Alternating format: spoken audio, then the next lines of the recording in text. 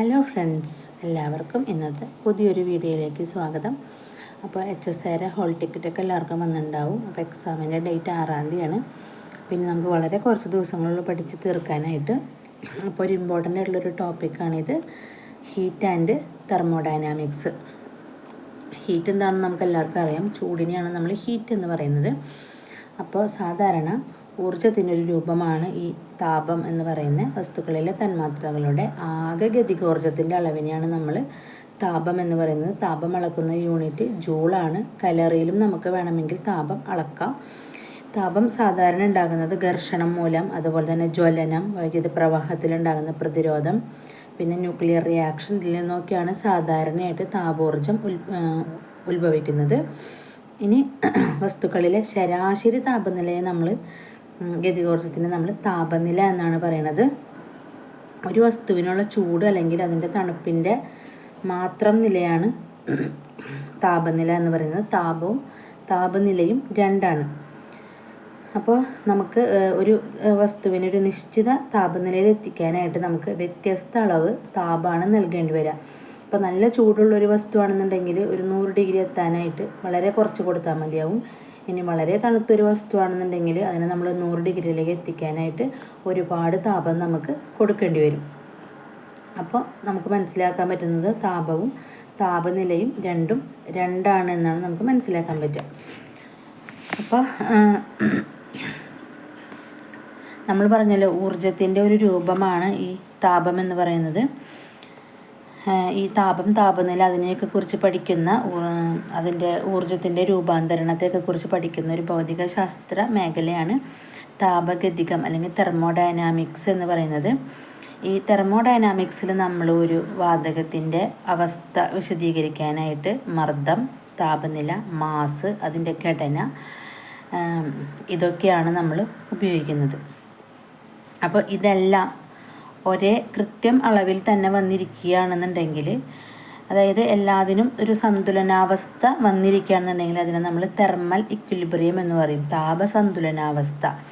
അപ്പം ഉദാഹരണമായിട്ട് അടച്ച ഒരു പാത്രത്തിലെ വാതകം അതിൻ്റെ ചുറ്റുപാടുമായി ഒരു സമ്പർക്കവും ഇല്ലാതെ അതിൻ്റെ നിശ്ചിതമായ മർദ്ദം, താപനില, മാസ്, ഘടന എന്നിവ സമയത്തിനൊത്ത് മാറാതിരിക്കുകയാണെന്നുണ്ടെങ്കിൽ ആ അവസ്ഥയ്ക്ക് നമ്മൾ പറയുന്ന പേരാണ് സന്തുലനാവസ്ഥ എന്ന് പറയുന്നത്. ഇനി നമുക്ക് താപം പല രീതിയിൽ നമുക്ക് അളക്കാൻ പറ്റും. സാധാരണഗതിയിൽ നമ്മൾ തെർമോമീറ്റർ ഉപയോഗിച്ചിട്ടാണ് താപം അളക്കുന്നത്. പലതരത്തിലുള്ള തെർമോമീറ്ററുകളുണ്ട്. മെർക്കുറി തെർമോമീറ്ററാണ് നമ്മൾ സാധാരണയായിട്ട് ഉപയോഗിക്കുന്ന ഒരു തെർമോമീറ്റർ. അപ്പോൾ മെർക്കുറി തെർമോമീറ്റർ നമുക്കറിയാം, ഒരുവിധം നമ്മളെല്ലാവരും കണ്ടിട്ടുണ്ടാവുമായിരിക്കും. അതാണ് നമ്മൾ ഒരുവിധം നോർമലി നമ്മൾ യൂസ് ചെയ്യുന്നൊരു തെർമോമീറ്റർ. ഇനി പനിയൊക്കെ നോക്കാനായിട്ട് നമ്മൾ യൂസ് ചെയ്യുന്നത് ഫാരൻഹീറ്റ് തെർമോമീറ്ററാണ്. അപ്പോൾ അതിൻ്റെ യൂണിറ്റ് എന്ന് പറയുന്നത് നമ്മൾ ഫാരൻഹീറ്റിലാണ് നമ്മളത് അളക്കുന്നത്. പിന്നെ ആൽക്കഹോൾ ഉപയോഗിച്ചിട്ടുള്ള ഒരു തെർമോമീറ്റർ ഉണ്ട്. കാരണം ആൽക്കഹോളിന് ടെമ്പറേച്ചർ വളരെ കുറവ് മതി. അപ്പോൾ അതുകൊണ്ട് തന്നെ നമ്മൾ ആൽക്കഹോൾ തെർമോമീറ്ററും യൂസ് ചെയ്യുന്നുണ്ട്. ഇനി വളരെ ഉയർന്ന അളവിലുള്ള താപം അളക്കാനായിട്ട് നമ്മൾ യൂസ് ചെയ്യുന്നത് പൈറോമീറ്റർ എന്ന് പറയുന്ന തെർമോമീറ്ററാണ്. പൈറോമീറ്ററാണ് നമ്മൾ യൂസ് ചെയ്യണത്. ഉയർന്ന അളവിലുള്ള താപം അളക്കാനായിട്ട് നമ്മൾ യൂസ് ചെയ്യുന്നത് പൈറോമീറ്ററാണ്. ഇനി നമുക്ക് അറിയാം, നമ്മളിങ്ങനെ കാലാവസ്ഥ, പല രീതിയിലുള്ള കാലാവസ്ഥകൾ പറയാറുണ്ട്. അപ്പോൾ നമുക്ക് ഈ കാലാവസ്ഥയെ അനുബന്ധമായിട്ടുള്ള താപം അളക്കുന്നതിന് കൂടിയ താപനിലയും കുറഞ്ഞ താപനിലയും അളക്കണം, അല്ലേ?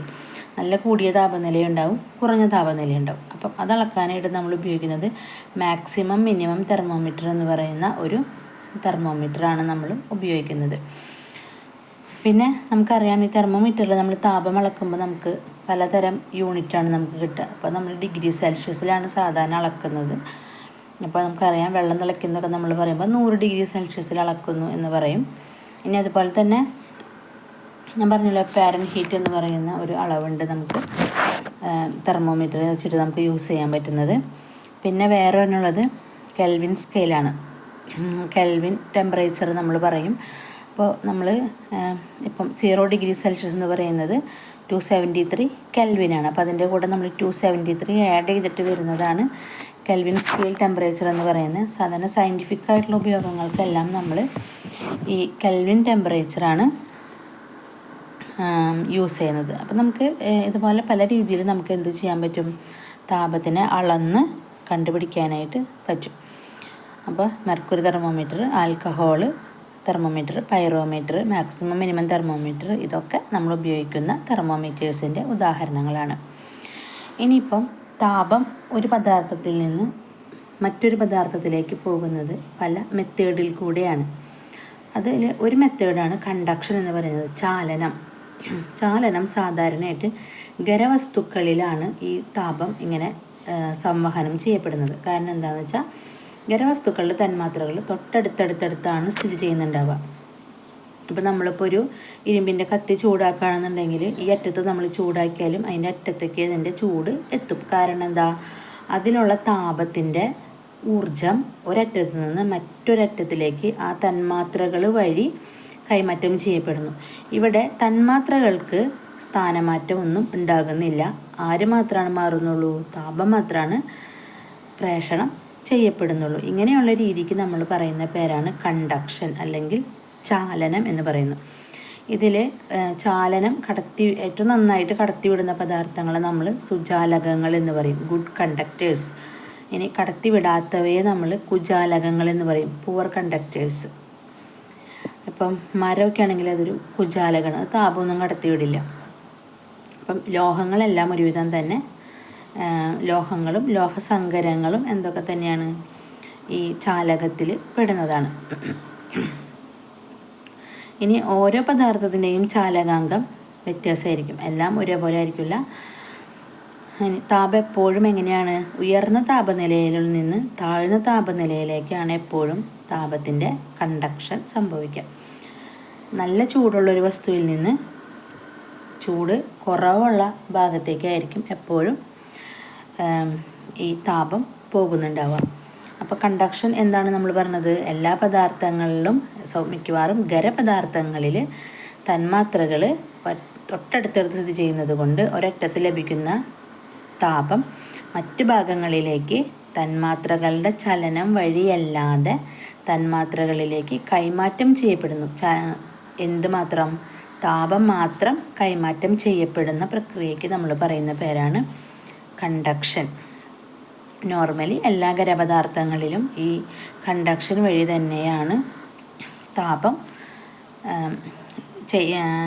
കൈമാറ്റം ചെയ്യപ്പെടുന്നത്. ഇനി രണ്ടാമത്തെ മെത്തേഡ് എന്ന് പറയുന്നത് കൺവെൻഷനാണ്, സംവഹനം നടക്കുന്നത് ദ്രാവകങ്ങളിലും വാതകങ്ങളിലുമാണ്. അപ്പം ദ്രാവകങ്ങളിൽ നമുക്കറിയാം, ഇപ്പം നമ്മൾ വെള്ളം തിളയ്ക്കുന്ന നമ്മൾ കാണുമ്പോൾ നമുക്ക് മനസ്സിലാവും ഏറ്റവും താഴെയുള്ള തന്മാത്രയായിരിക്കും ആദ്യം ചൂടാവുക. അപ്പോൾ അതെന്ത് ചെയ്യും, ചൂടായി കഴിയുമ്പം ആ തന്മാത്ര നേരെ മുകളിലോട്ട് വരും. അപ്പോൾ മുകളിലെ തന്മാത്രയ്ക്ക് ചൂട് കുറവായിരിക്കും, അത് നേരെ താഴോട്ട് പോകും. താഴെ നിന്ന് ഇങ്ങനെ ഈ സൈക്കിള് അതിൻ്റെ ടെമ്പറേച്ചർ ഈക്വൽ ആകുന്നത് വരെ കണ്ടിന്യൂസ് ആയിട്ട് ചെയ്തുകൊണ്ടിരിക്കും. ഇങ്ങനെ തന്മാത്രകളുടെ ചലനം മൂലം താപം സംപ്രേഷണം ചെയ്യപ്പെടുന്നതിന് നമ്മൾ പറയുന്ന പേരാണ് കൺവെൻഷൻ അല്ലെങ്കിൽ സംവഹനം എന്ന് പറയുന്നത്. ദ്രാവകത്തിലും വാതകത്തിലും എങ്ങനെ തന്നെയാണ് സംവഹനം ചെയ്യപ്പെടുന്നത്, സംവഹനം വഴി തന്നെയാണ് താപം കൈമാറ്റം ചെയ്യപ്പെടുന്നത്. ഇവിടെ തന്മാത്രകളുടെ യഥാർത്ഥ സ്ഥാനമാറ്റം മുഖേനയാണ് താപം സംപ്രേഷണം ചെയ്യപ്പെടുന്നത്. അല്ലാതെ താപത്തിൻ്റെ ഊർജം ഒരു സൈഡിൽ നിന്ന് മറ്റൊരു സൈഡിലേക്കല്ല വരുന്നത്. ചൂടായ ആ തന്മാത്ര അവിടെ നിന്ന് വേറെ സ്ഥലത്തേക്ക് വരുന്നു, തന്മാത്ര ചൂട് കുറഞ്ഞത് അടുത്ത സ്ഥലത്തേക്ക് പോകുന്നു. അങ്ങനെ തന്മാത്രകൾ വഴിയാണ് താപോർജം സംവഹനം ചെയ്യുന്നത്.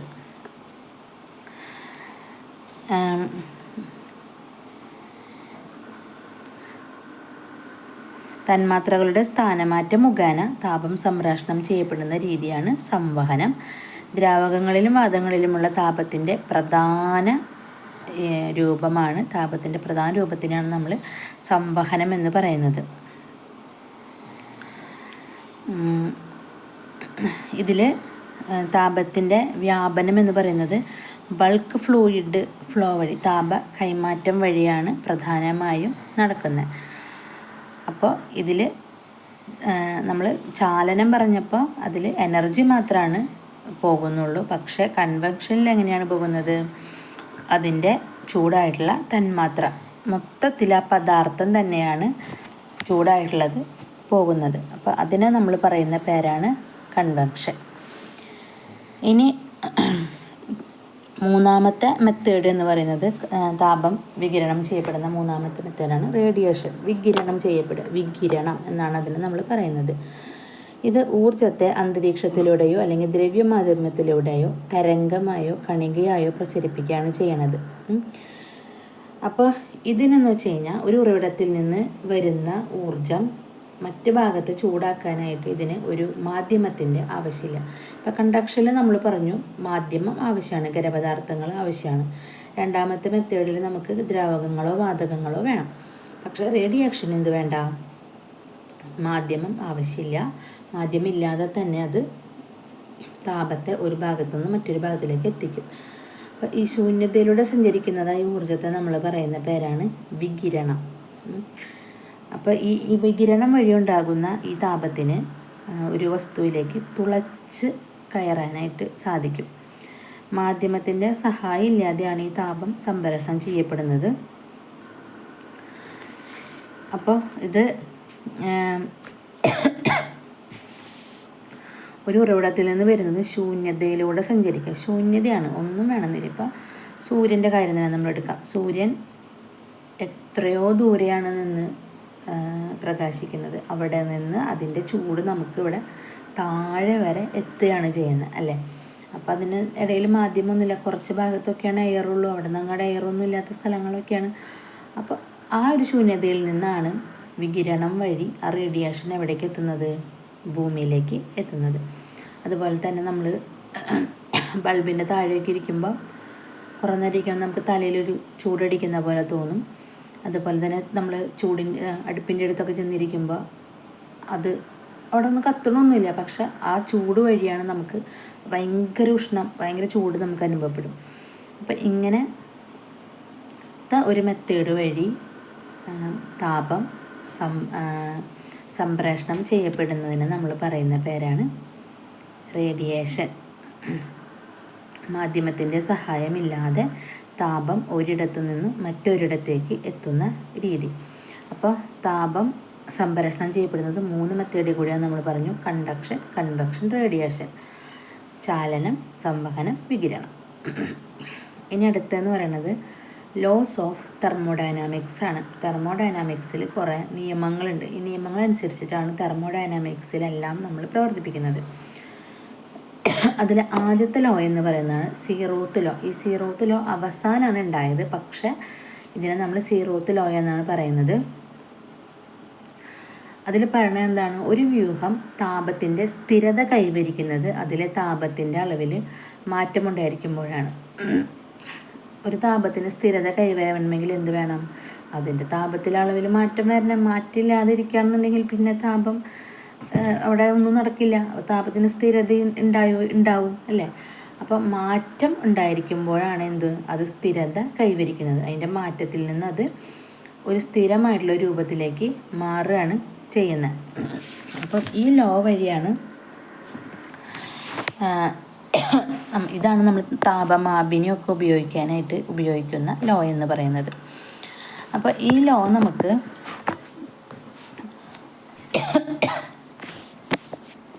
മനസ്സിലാക്കാനായിട്ട് നമ്മൾ കുറേ കാര്യങ്ങൾ പഠിക്കാനുണ്ട്. അതായത് പരസ്പരം ബന്ധപ്പെട്ടിരിക്കുന്ന വസ്തുക്കളിൽ അല്ലെങ്കിൽ അതിൻ്റെ താപവ്യൂഹങ്ങളിലാണ് ഈ ഇതിനെക്കുറിച്ചുള്ള തത്വം നമുക്ക് പറയാൻ പറ്റുള്ളൂ. ഈ സീറോത്ത് ലോ നമുക്ക് പറയാൻ പറ്റുള്ളൂ.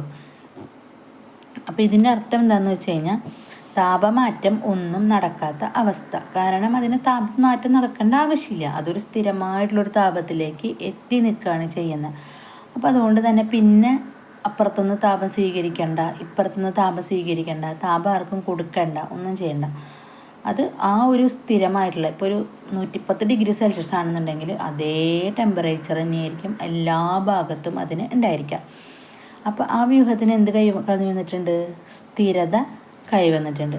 അപ്പോൾ എപ്പോഴും ഇത് സ്വയമായിട്ടായിരിക്കും ഈ ഒരു സന്തുലനാവസ്ഥയിലേക്ക് ഈ വ്യൂഹം എത്തുന്നത്. നമ്മളെത്തിച്ചു കൊടുക്കുന്നതൊന്നുമല്ല, വ്യൂഹം സ്വയമായിട്ട് അതിൻ്റെ സന്തുലനാവസ്ഥയിലേക്ക് എത്തും. അപ്പോൾ ഈ ലോ അനുസരിച്ചിട്ട് താപഗതിക സന്തുലനാവസ്ഥ എന്നത് തുല്യതാ ബന്ധമായതിനാൽ ഊഷ്മാവിനെ നിർവചിക്കാനും അളക്കാനുമായിട്ടുള്ള താപമാപിനികൾ നിർമ്മിക്കാനായിട്ട് നമുക്ക് ഈ നിയമം ഉപയോഗിക്കാനായിട്ട് പറ്റും.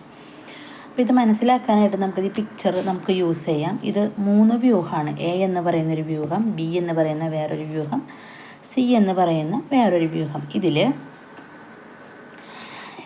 3 വ്യൂഹങ്ങളാണുള്ളത്. എ, ബി, സി എന്ന് പറയുന്ന 3 വ്യൂഹങ്ങൾ.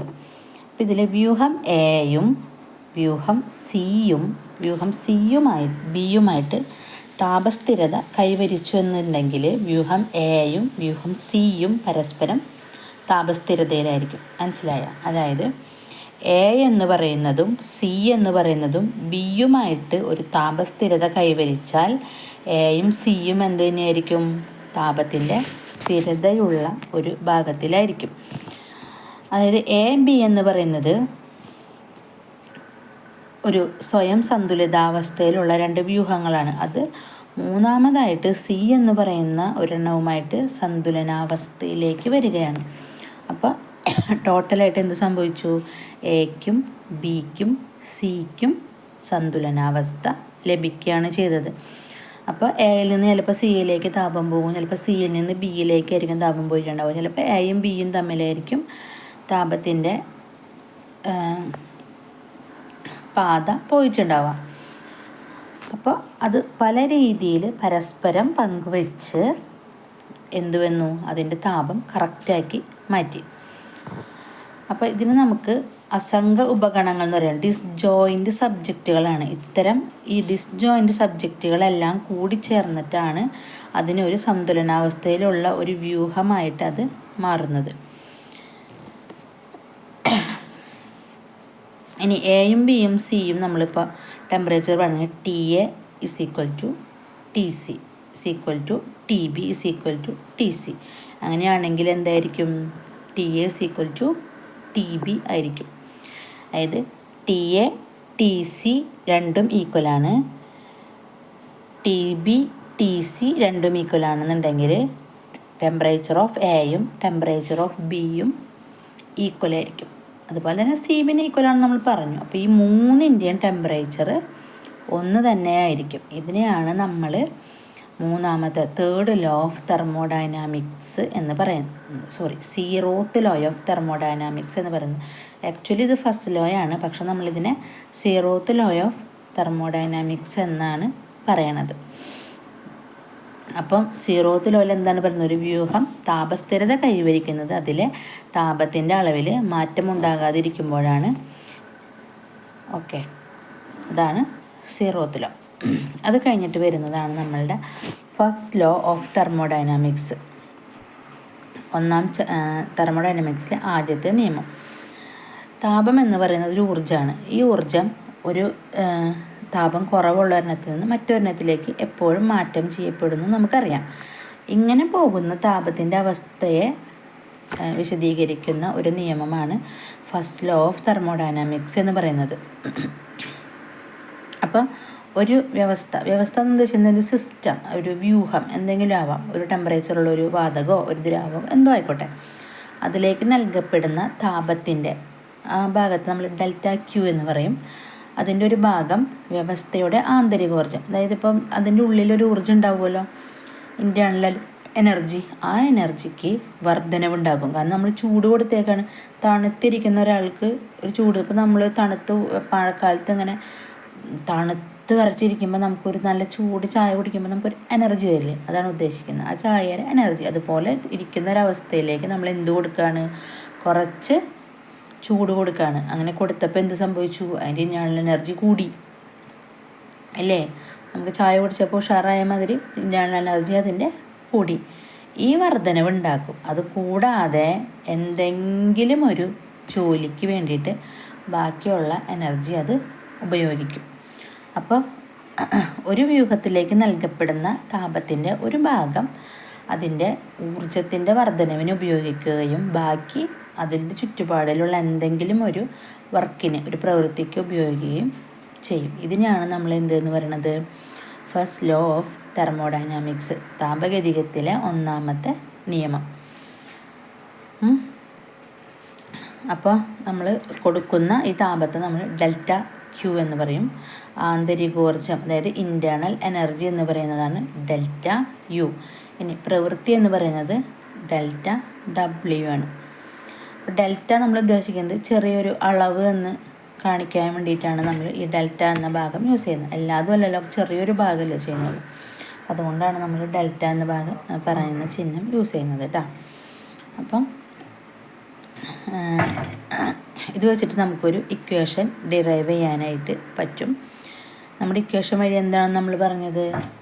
വ്യൂഹത്തിലേക്ക് കൊടുക്കുന്ന ഒരു ടെമ്പറേച്ചറിൻ്റെ ഒരു ഭാഗം ഇൻറ്റേർണൽ എനർജി യൂസ് ചെയ്തു. അപ്പോൾ ഡെൽറ്റ യു പ്ലസ് ബാക്കി എന്തിലേക്കാണ് യൂസ് ചെയ്തത്? Delta W. അപ്പം ടോട്ടൽ നമ്മൾ കൊടുത്ത താപം എന്തൊക്കെയായിട്ട് മാറി? ഇൻറ്റേർണൽ എനർജി വർക്കുമായിട്ട് കൺവേർട്ട് ചെയ്യാണ് ചെയ്തത് അല്ലേ. അപ്പോൾ ഈ രണ്ട് ഇതിലേക്ക് മാറിയത് കൊണ്ട് നമ്മുടെ ഇക്വേഷൻ നമ്മൾ എന്ത് എഴുതും? Delta Q equal to delta U plus delta W. ഇനി മർദ്ദം സ്ഥിരമാണ് എന്ന് വിചാരിക്കാം. ഇനിയിപ്പം മർദ്ദം സ്ഥിരമാണെങ്കിൽ നമ്മൾ വർക്കിൻ്റെ ഇക്വേഷൻ എന്ന് പറയുന്നത് പി ഡെൽറ്റ വി ആണ്. മർദ്ദം കോൺസ്റ്റൻ്റ് ആണ്, അതുകൊണ്ട് അതിന് ചേഞ്ച് ഉണ്ടാവില്ല. പി അങ്ങനെ തന്നെ ഇടാം. അപ്പോൾ അതിൻ്റെ എന്ത് ചേഞ്ച് ആകും? വോളിയം ചേഞ്ച് ആകും. ഡെൽറ്റ വി ആയിരിക്കും. So work is equal to P delta V ആണ്. അപ്പോൾ നമ്മൾ ഈ ഫസ്റ്റത്തെ ഇക്വേഷനിൽ എന്ത് കൊടുക്കണം? വർക്കിന് പകരമായിട്ട് പി ഡെൽറ്റ വി എന്ന് പറയുന്നത് നമ്മൾ സബ്സ്റ്റിറ്റ്യൂട്ട് ചെയ്തു. അപ്പോൾ നമുക്ക് ബാക്കി കിട്ടിയ ഇക്വേഷൻ എന്താ? Delta Q equal to delta U plus P delta V. അപ്പോൾ നമ്മൾ സാധാരണയായിട്ട് തെർമോഡൈനാമിക്സിൽ ഫസ്റ്റ് ലോൻ്റെ ഇക്വേഷനായിട്ട് എഴുതുന്നത് delta Q equal to delta U plus P delta V എന്ന് പറയുന്ന ഇക്വേഷനാണ്. അപ്പം എന്താണ് നമ്മുടെ ഫസ്റ്റ് ലോ എന്ന് പറയുന്നത്? താപത്തിൻ്റെ ഒരു വ്യവസ്ഥയിൽ നിന്ന് കൊടുക്കുന്നതിൻ്റെ ഒരു ഭാഗം ഇൻറ്റേർണൽ എനർജി വർദ്ധിക്കാൻ ഉപയോഗിക്കും. ബാക്കിയുള്ളത് അതിൻ്റെ എന്തെങ്കിലും പ്രവൃത്തിക്ക് വേണ്ടി അത് യൂസ് ചെയ്യുന്നതിനെയാണ് നമ്മൾ ഫസ്റ്റ് ലോ ഓഫ് തെർമോഡൈനാമിക്സ് എന്ന് പറയുന്നത്.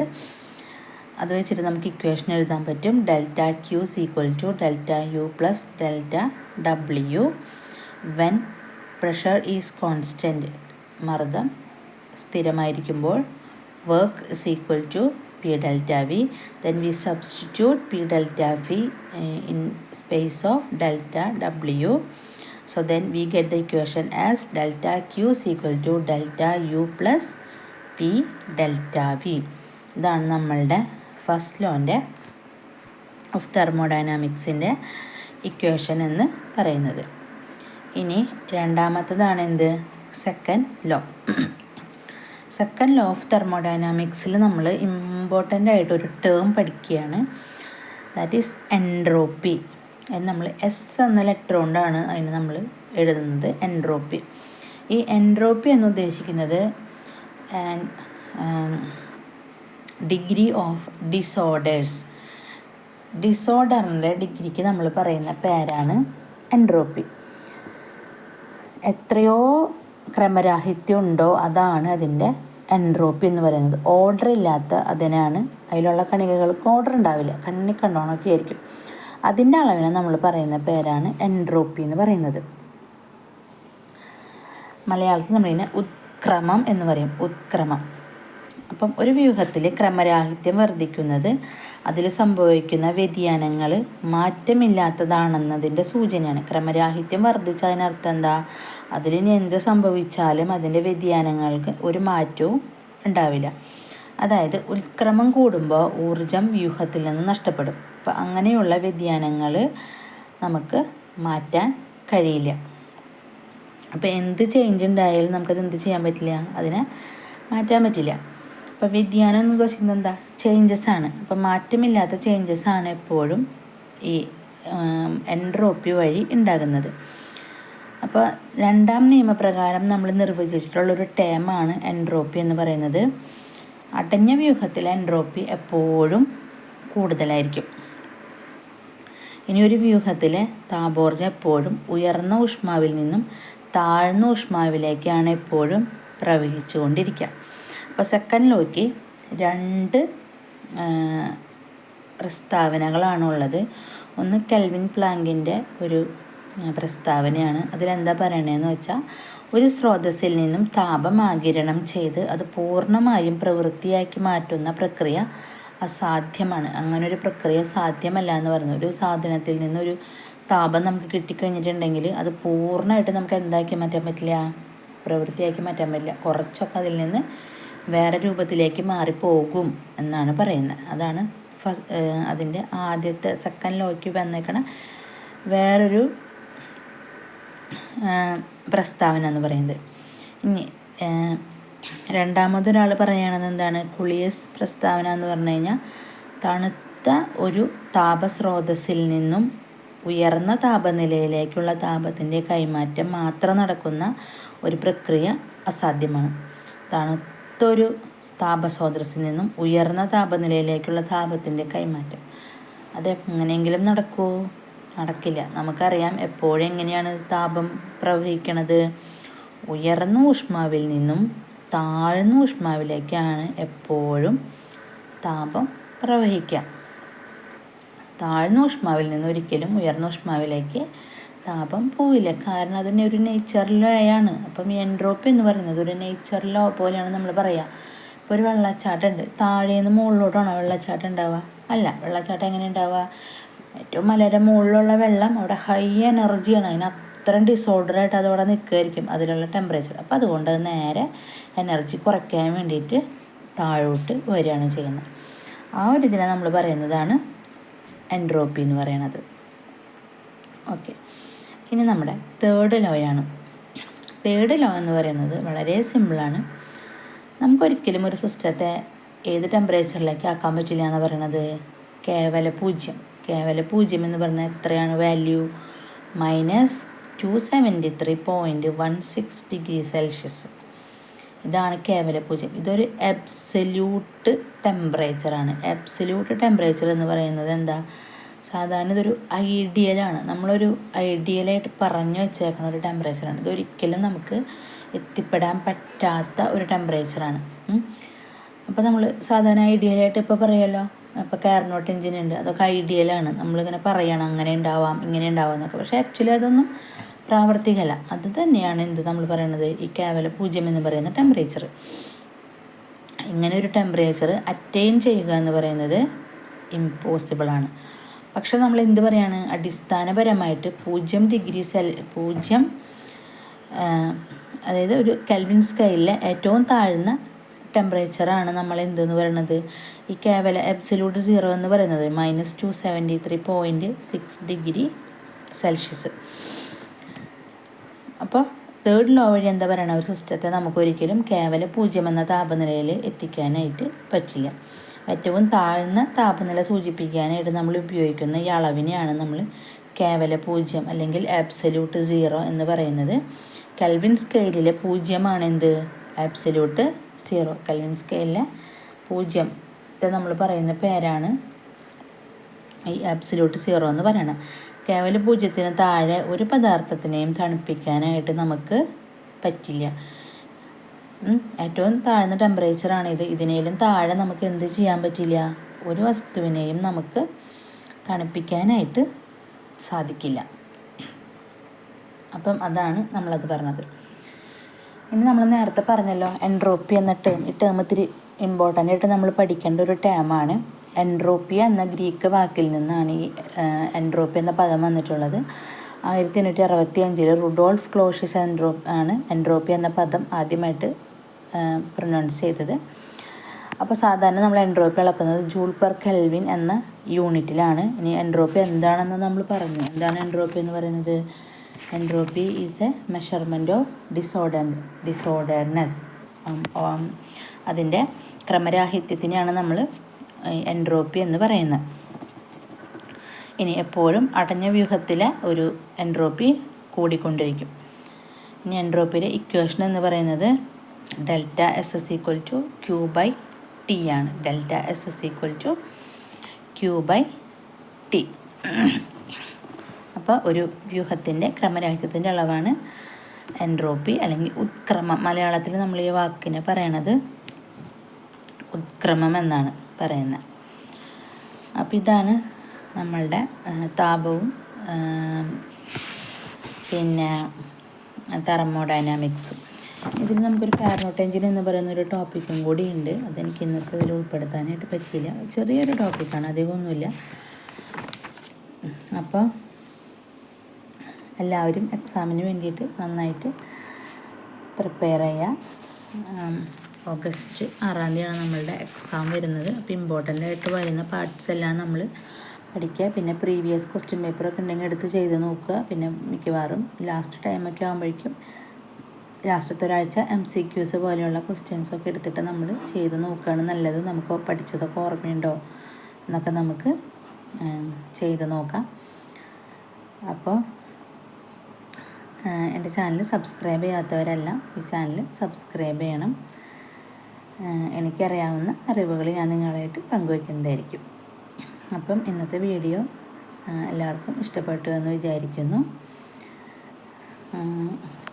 ഇനി നമുക്ക് മറ്റൊരു ദിവസം അടുത്ത വീഡിയോയുമായിട്ട് കാണാം. Thanks for watching.